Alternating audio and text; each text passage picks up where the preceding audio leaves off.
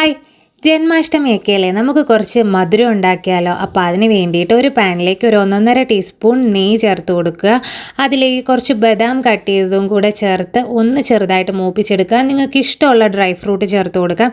എന്നിട്ട് അതിലേക്ക് 1 കപ്പ് റവ ചേർത്ത് കൊടുത്ത് 3-4 മിനിറ്റ് ഒന്ന് റോസ്റ്റ് ചെയ്തെടുക്കുക. എന്നിട്ട് അത് മാറ്റി വെക്കുക. എന്നിട്ട് അതേ പാനിലേക്ക് തന്നെ ഒരു 1/2 കപ്പ് പഞ്ചസാര ചേർത്ത് 2 ടേബിൾ സ്പൂൺ വെള്ളവും കൂടെ ചേർത്ത് ഒന്ന് പാനിയാക്കി എടുക്കുക.